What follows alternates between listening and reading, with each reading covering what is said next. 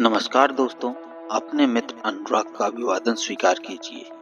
अक्सर हम बड़े लक्ष्यों की चमक में इतने खो जाते हैं कि उन तक पहुंचाने वाले रास्तों की अहमियत भूल बैठते हैं।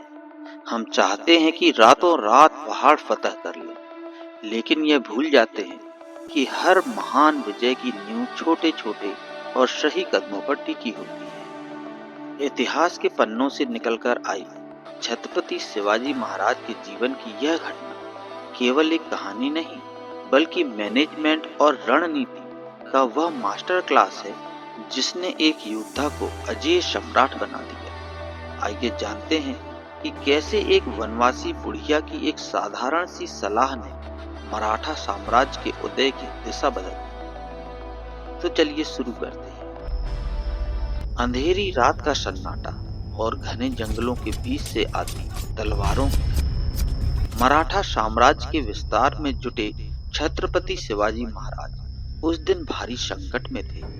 मुगलों की विशाल सेना से घिरे होने के कारण उन्हें अपनी रणनीति बदलनी पड़ी और वे अपने दल से बिछड़कर एक अपरिचित जंगल में भटक गए। कई दिनों का संघर्ष, नींद की कमी और भीषण युद्ध ने उन्हें शारीरिक रूप से तोड़ दिया था। उनके वस्त्र धूल से सने थे और भूख के मारे पेट में जैसे आग लगी। काफी चलने के बाद दूर कहीं एक नन्हा सा दिया टिमटिमाता दिखाई दिया। वह एक वनवासी बुढ़िया की छोटी सी कुटिया थी। शिवाजी ने संकोच के साथ द्वार खटखटाया। एक वृद्ध महिला बाहर आई। सामने एक थका हारा, धूल से सना सैनिक खड़ा था। बुढ़िया के मन में मातृत्व जाग उठा। उसने बिना कोई सवाल किए उन्हें अंदर बुलाया और हाथ मुंह धोने के लिए शीतल जल दिया। बुढ़िया ने तुरंत चूल्हा सुलगाया और प्रेम पूर्वक चावल भात पकाया। जब गर्मा गर्म भात तैयार हो गया तो उसने एक पत्तल पर उसे परोसा और शिवाजी के सामने रख दिया। शिवाजी को इतनी तीव्र भूख लगी थी कि उन्होंने शिष्टाचार और धैर्य ताक पर रख दिया। भात से अभी भाप निकल रही थी, लेकिन उन्होंने बिना सोचे समझे सीधे पत्तल के बीचों बीच हाथ डाल दिया। भात अंदर से बहुत गर्म था।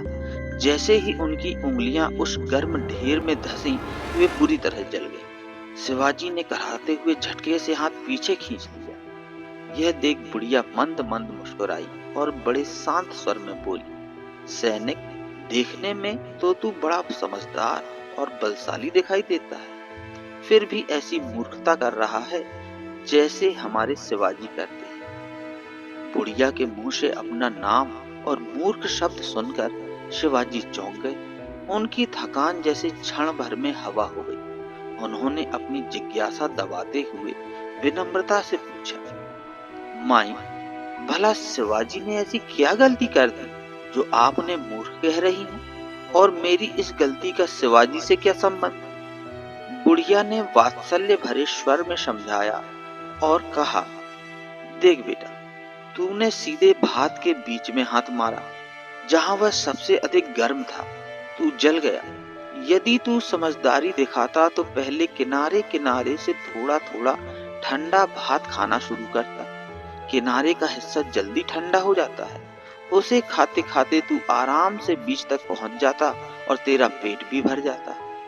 वह आगे बोली, ठीक यही गलती शिवाजी भी कर रहे हैं। वे अपनी शक्ति को पूरी तरह संगठित किए बिना सीधे दुश्मन के बड़े और अभेद्य किलों पर धावा बोल देते हैं। बड़े किले दुश्मन का केंद्र होते हैं, जहां उनकी पूरी ताकत होती है। शिवाजी वहां हार मान जाते हैं और अपने सैनिकों को गंवा बैठते हैं। यदि वे पहले सीमा के छोटे छोटे किलों को जीतें, अपनी सैन्य शक्ति और रसद बढ़ाएं, तो धीरे धीरे वे बड़े किलों को भी आसानी से फतह कर सकते हैं। बुढ़िया की यह सरल सी बात शिवाजी के हृदय में जैसे तीर की तरह उतर गई। उन्हें समझ आ गया कि युद्ध केवल साहस से नहीं, बल्कि सही क्रम और धैर्य से जीता जाता है। उन्होंने मन ही मन उस ममतामयी वृद्धा को अपना रणनीतिक गुरु मान लिया। उस रात शिवाजी ने किनारे से भात खाकर अपना पेट भरा और चैन की नींद सोई। अगली सुबह जब वे वहां से निकले तो उनके पास एक नई योजना थी। इसके बाद उन्होंने अपनी रणनीति बदली। पहले छोटे-छोटे और कमजोर किलों को जीतकर अपना आधार मजबूत किया और अंततः अजेय किलों पर विजय प्राप्त कर एक विशाल साम्राज्य की स्थापना की।